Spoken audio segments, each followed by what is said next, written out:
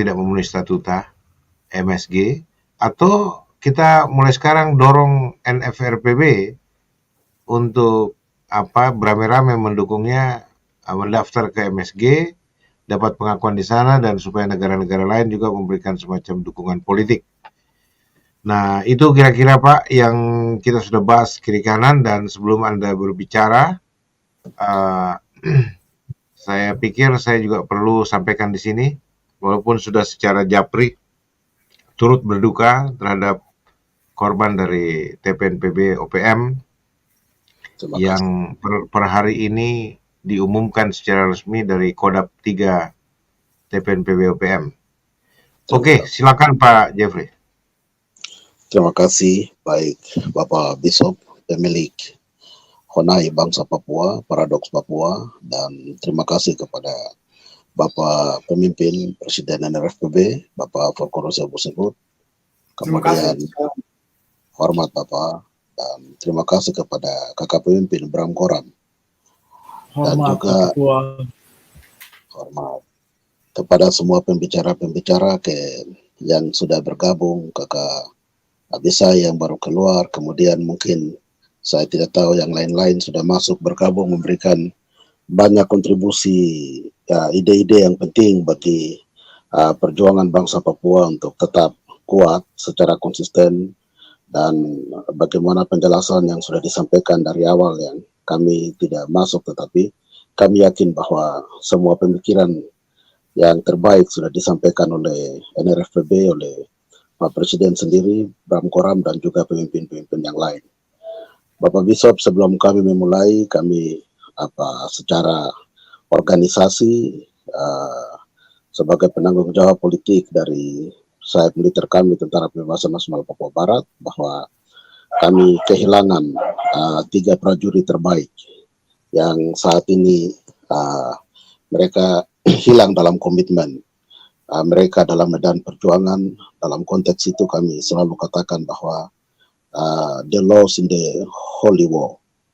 Jadi mereka hilang bukan karena mereka berjuang untuk kepentingan pribadi, tetapi karena perjuangan bagi seluruh umat manusia Papua, kepada bangsa Papua dengan komitmen mereka, perjuangan kami secara militer.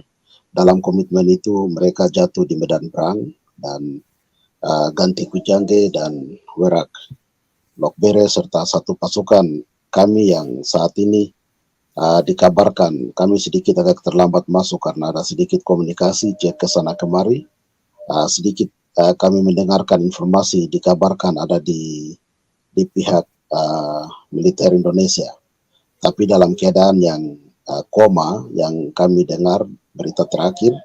Dan kami mungkin dalam kesempatan ini kami meminta kepada pemerintah Indonesia, khususnya kepada TNI Polri, kepada TNI yang telah melakukan operasi dan melakukan 5 kali granat di tempat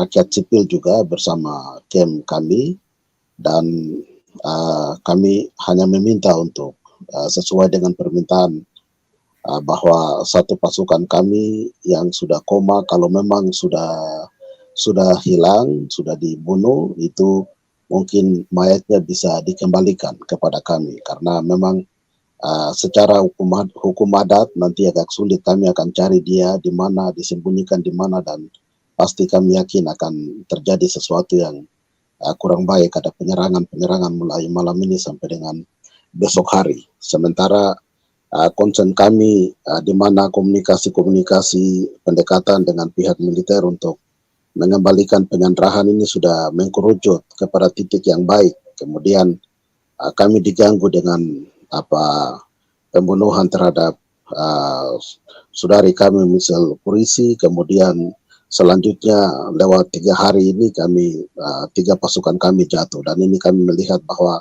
ada sebuah proses di mana pihak-pihak tertentu mencoba untuk menghalangi semua proses itikat baik negosiasi yang sudah dibangun dari lama menuju ke 7 bulan ini.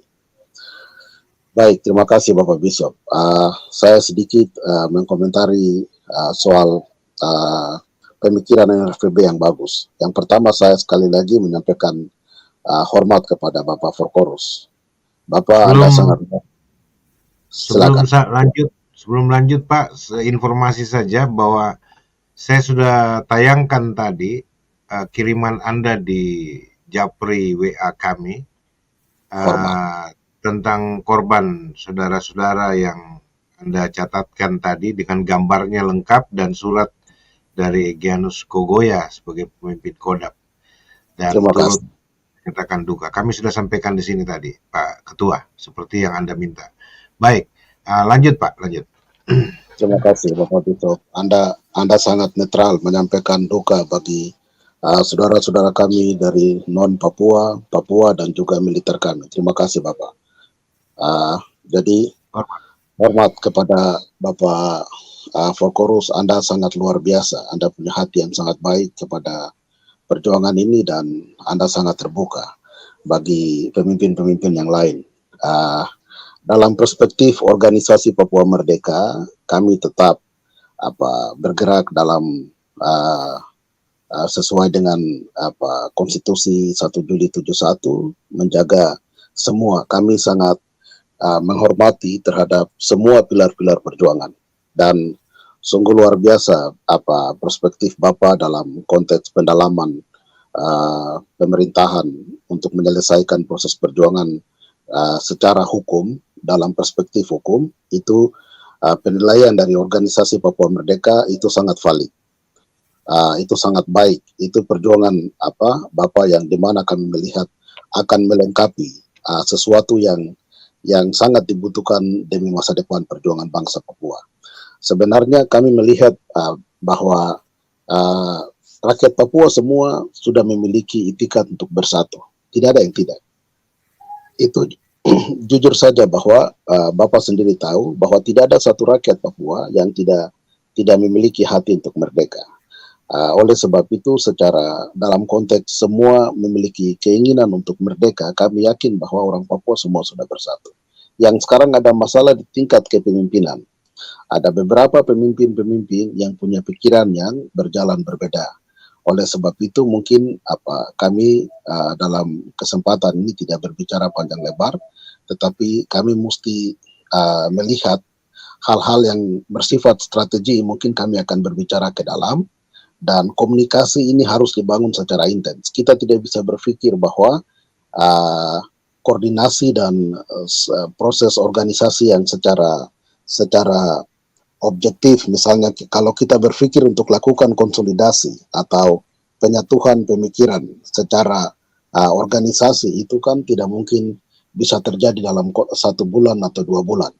Oleh sebab itu mungkin kepercayaan Bapak pertama terhadap kakak pemimpin Bram Goram dan juga Pak Otis itu sudah sangat baik. Mungkin bisa lebih disolidkan lagi, misalnya harus ada satu komite yang memang dia harus punya kaki tangan sampai ke semua organisasi, karena berbicara soal organisasi, Bapak sendiri tahu, organisasi kalau dia sudah lahir karena dia memiliki proses penyatuan secara internal, dia memiliki pikiran-pikiran dan dia memiliki anggaran dasar, anggaran rumah tangga dalam konteks masing-masing.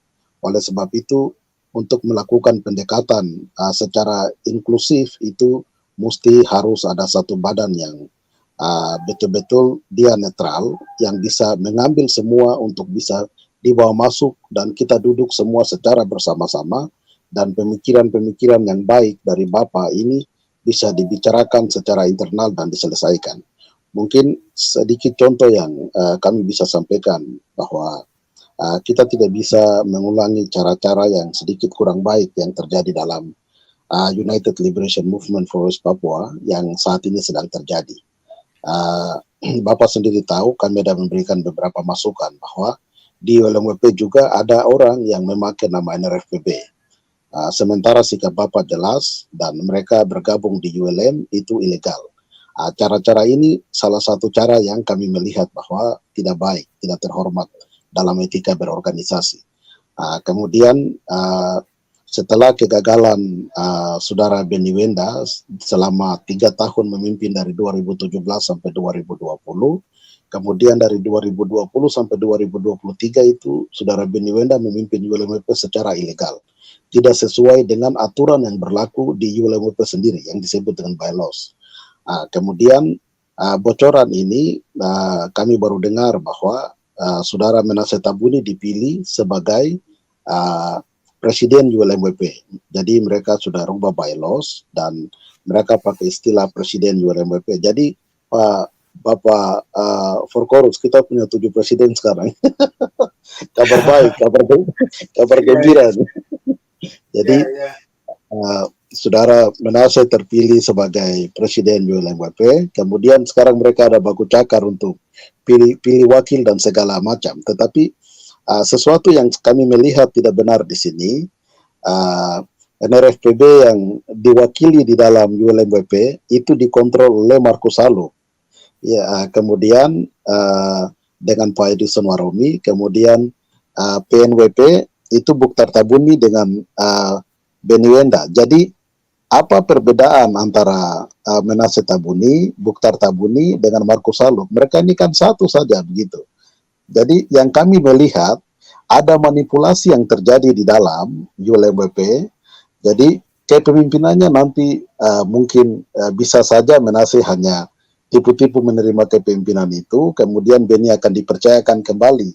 Dan ini proses yang sama mereka bikin pada 2020 sampai 2023, di mana Beni secara ilegal memimpin ULMWP. Dan ini proses yang tidak benar, yang di mana menipu rakyat Papua, mengorbankan rakyat Papua, entah pengorbanan harta benda bahkan nyawa, yang sudah di mana cara-cara yang dikerjakan oleh satu kelompok, satu suku, entah itu kami semua sama-sama dari satu suku, tetapi ada etika-etika yang memang sangat berbeda yang sedang dijalankan untuk mengorbankan seluruh bangsa yang besar ini. Dan ini yang tidak benar dalam konteks internal perjuangan bangsa Papua.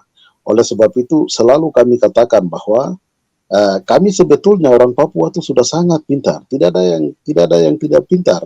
Kita kurang apa? Seperti Bapak Forkorus orang pintar, hebat, luar biasa. Seperti presiden-presiden yang lain. Kami yang lain semua, Tuhan sudah pakai kami luar biasa. Hanya secara internal ini, dari sikap pribadi kami tidak pernah mengimplementasikan kebenaran, tidak pernah mewujudkan kebenaran itu secara transparan, secara komprehensif. Oleh sebab itu, kami sendiri yang menghancurkan perjuangan kami. Oleh sebab itu apa? Kami tidak bisa salahkan Indonesia juga yang sedang memperpanjang perjuangan kami ini, kami sendiri dengan sikap-sikap kami yang tidak elegan, tidak demokratis, terlalu sukuisme, kemudian terlalu fanatik dan juga terlalu egois. Dan ini hal-hal ini yang mesti kita lihat ke depan, dan kami yakin mungkin besok atau lusa ketika ULMWP mereka publikasi apa yang mereka bicara, saya yakin bahwa rakyat sudah mengerti, rakyat sudah sadar. Oleh sebab itu kepada Bapak tetap dan juga pemimpin-pemimpin yang lain, kita tetap dorong koordinasi di bawah organisasi masing-masing menuju kepada pikiran yang saat ini sedang dibangun oleh Pak Presiden NRFPB. Mungkin itu yang bisa kami sampaikan. Terima kasih dan selamat malam. Terima kasih. Selamat malam. Baik, Pak Ketua, satu pernyataan yang saya pikir ini pernyataan yang cukup penting untuk didengar oleh semua, bahwa politik tidak ada hubungannya dengan tipu menipu. Politik tidak ada hubungannya dengan rekayasa atau konspirasi jahat untuk keuntungan pribadi kelompok atau faksi tertentu. Tapi politik itu berbicara tentang kepentingan bersama seluruh rakyat. Terutama kita bicara tentang politik perjuangan kemerdekaan Papua. Sehingga kenapa malam ini kita angkat tema ini, Pak? Ya, karena sudah waktunya orang asli Papua menentukan sikap tetap dukung ULMWP yang tidak memenuhi syarat menjadi anggota MSG karena bukan sebuah negara, ya. Dan statuta MSG seperti sudah berkali-kali Pak Ketua jelaskan dengan Pak Goram juga, bahwa pasti tidak akan diterima. Kalau toh ada janji-janji, itu hanyalah menyenang-nyenangkan, semacam gula-gula politik, istilah orang-orang Papua sendiri ya. Ya. Dan dari perjalanan 2 tahap, dari 2017 ke 2020, 2020 ke 2023, sudah membuktikan semua prediksi dari Ketua OPM dan staf khusus kepresidenan NFRWP, yaitu Pak Bram Goram, itu tidak akan membuahkan hasil. Ya, sehingga mungkin sudah saatnya, seperti yang dikatakan Pak Goram, sudah saatnya OAP tentukan sikap. Tetap dukung ULMWP, atau mulai sekarang dukung penuh negara Federal Republik Papua Barat NFRPB for freedom in God's planning, grace and peace, neither war. Itu dalam tataran ideologi NFRP yang berjuang di Jembatan Putih. Tapi OPM punya statuta dan komitmen perjuangan itu dengan sayap militer. Silakan dijalankan menurut Pak Presiden tadi. Ya, sehingga Pak Ketua, bahwa keterpaduan ini barangkali bisa diatur secara strategik dan bersifat secret, internal, eksklusif dalam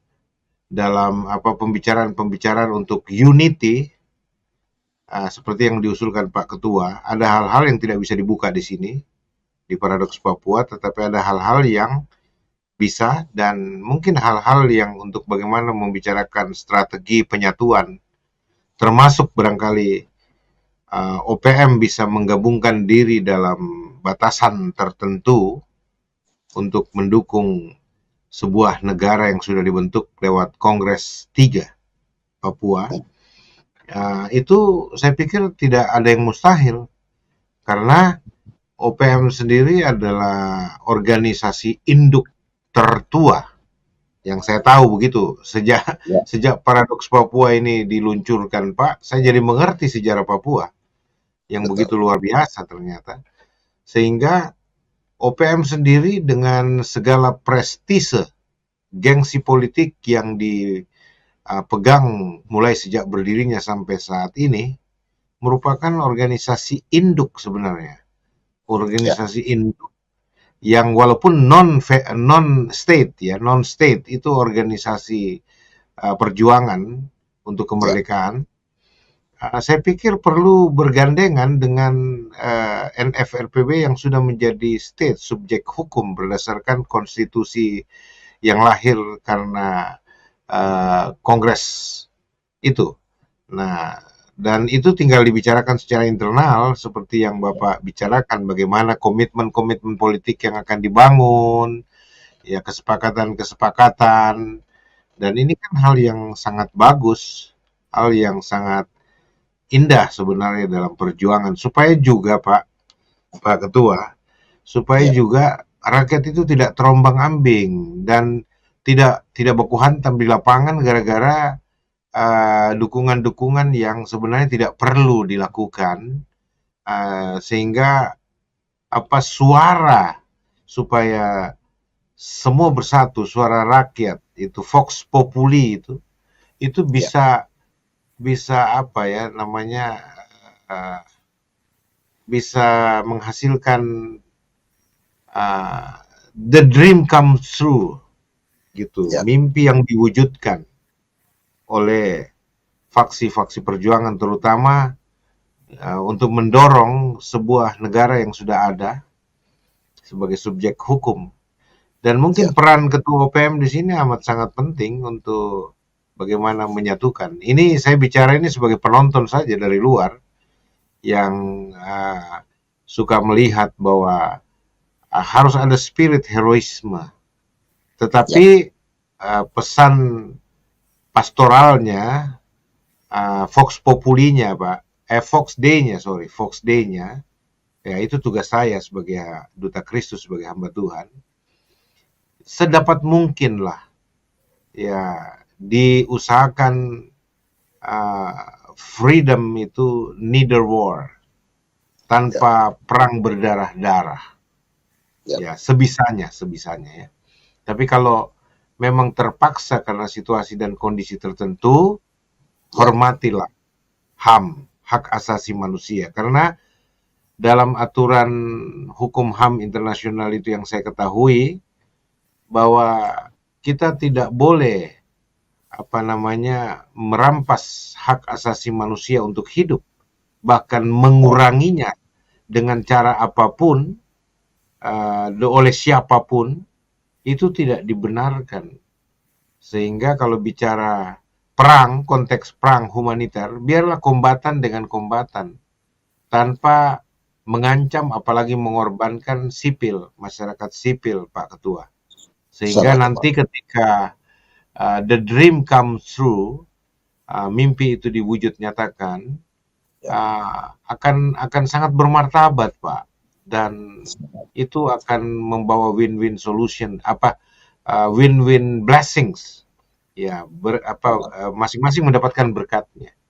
Bahkan saya yakin nanti bisa bersama-sama dengan Indonesia, akan bisa duduk satu meja, tertawa-tertawa sebagai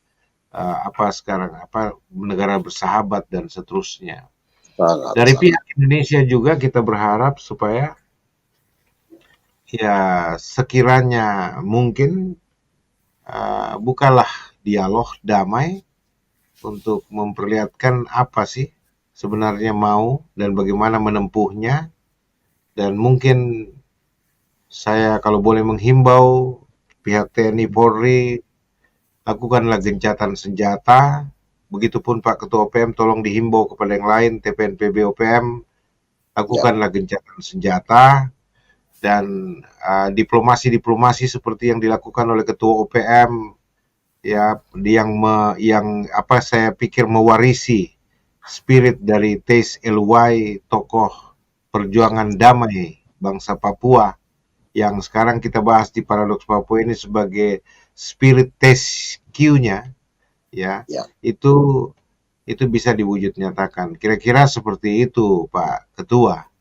Sehingga semua pihak merasakan damai itu, Pak.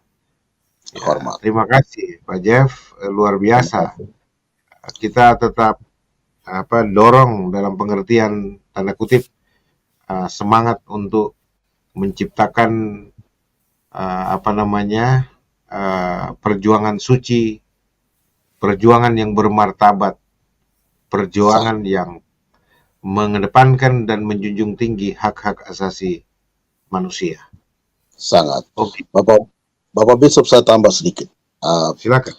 Bapak Bishop, terima kasih untuk masukan yang luar biasa. Jadi selalu kami katakan bahwa saudara-saudara kami dari luar Papua yang ada di atas tanah Papua, itu saja kami hidup berdampingan dengan mereka saat ini. Walaupun dalam kondisi kami sedang dijajah, tetapi kami rakyat Papua memiliki nilai kasih, itu merupakan dasar daripada filosofi hidup kami.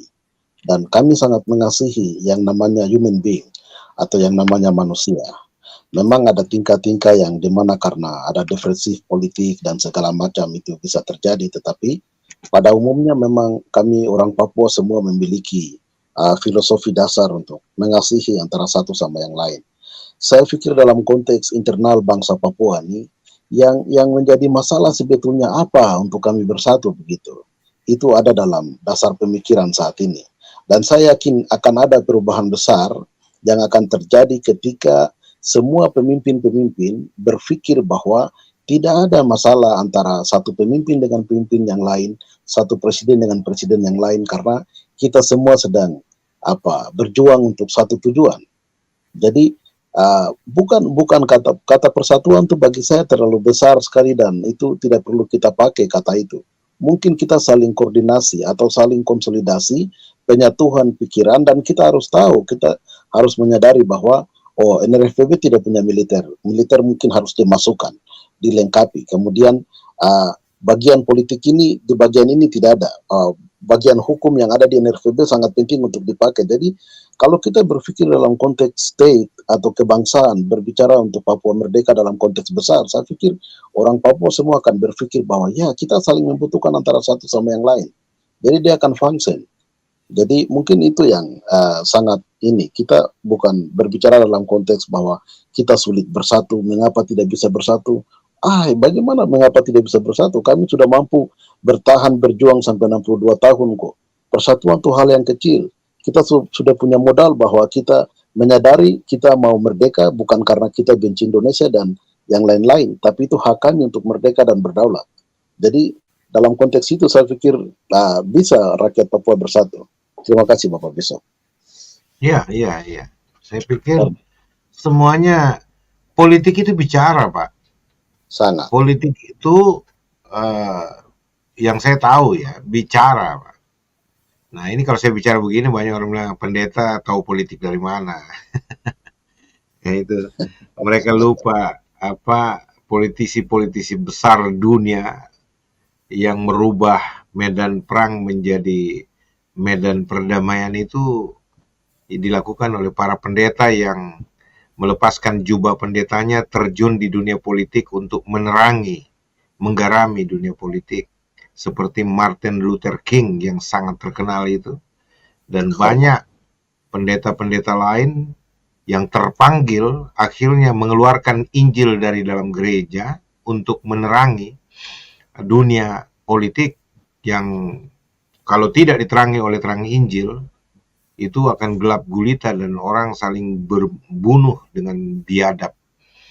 Nah, itu sebabnya kenapa saya mengeluarkan Injil dari dalam gereja untuk menerangi dunia politik dan hukum dan HAM di Indonesia melalui paradoks Papua ini semata-mata karena keterpanggilan.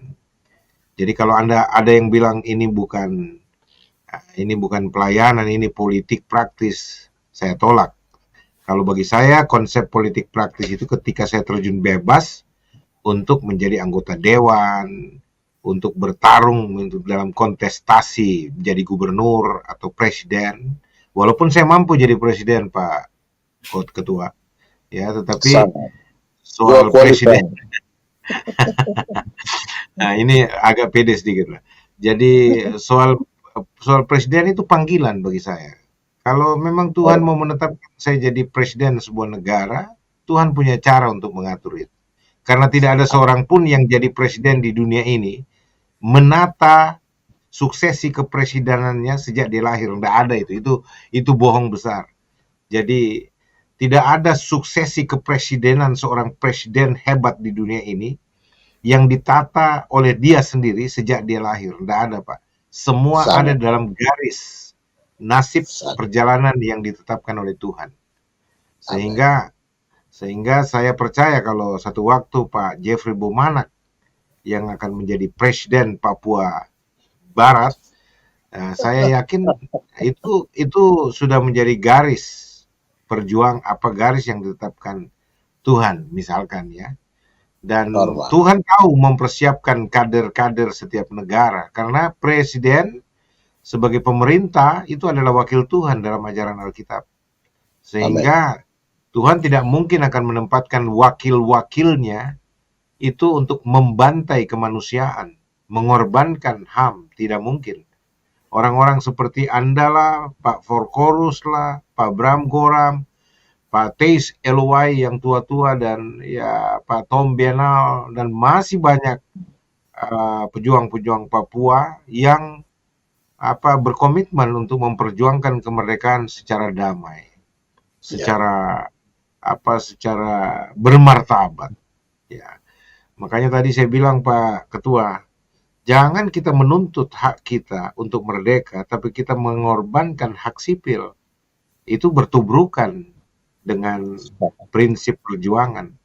Makanya ada hukum humaniter yang disebut-sebut Pak Presiden Forkorus dari tadi. bahwa kita harus memperhatikan hukum internasional, hukum humaniter, apapun hukum yang berlaku. Kalau beliau misalkan mengedepankan egonya, Pak Presiden ini, ya ketika sudah kongres dan sudah terpilih, punya kuasa sebagai Presiden Negara Federal Republik Papua Barat, tapi masih dikuasai oleh Indonesia misalkan, lalu beliau mengedepankan ego, tidak memikirkan kesejahteraan manusia, bisa saja Ya, dia menggalang suatu gerakan pemberontakan bersenjata dan akan mengorbankan puluhan ribu, mungkin jutaan orang Papua dan Indonesia bersimbah darah di tanah Papua. Tetapi itu tidak beliau lakukan. Bahkan oh, membangun tentara dan kepolisian NFRPB tanpa senjata. Bayangkan Pak, itu hal yang patut kita apresiasi dari beliau. Makanya hormat. hal-hal seperti inilah yang mestinya menjadi perhatian dunia. Tidak ada contoh yang luar biasa selain apa yang terjadi di Papua dalam segala kemelutnya. Makanya pertanyaan terakhir tadi akhirnya, sudah begitu hebatnya perjuangan Papua. Sudah ada negara yang berdaulat sebenarnya, punya konstitusi, ya sebagai subjek hukum. Ya, Ya, tetapi kok belum memegang kedaulatannya penuh, belum merdeka penuh. Ya, padahal kemerdekaan itu kita tahu adalah dari Tuhan. Ya, mungkin ada sesuatu sebelum Tuhan berikan itu, sebelum the dream come true itu ya, datang, mungkin ada yang perlu dibenahi secara internal dalam sangat, kehidupan masyarakat Papua, orang-orang Papua.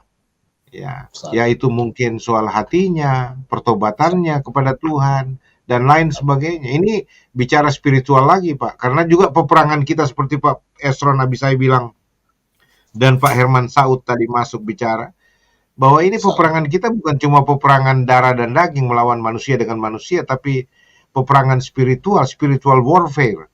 Ya, yang sangat, harus kita sadari juga bahwa ada pengaruh-pengaruh kuasa kegelapan yang menunggangi ego para pemimpin. Itu bisa sangat, terjadi. Nah, sehingga forum-forum seperti ini Pak sangat dibutuhkan. Seperti sangat. itu kira-kira. Pak, Terima kasih, Pak sangat betul. Jeffrey, koma dulu Pak. Kita berikan kesempatan Pak Goram untuk closing statement. Habis itu Terima kasih, Pak. nanti Pak Ketua lalu Pak Presiden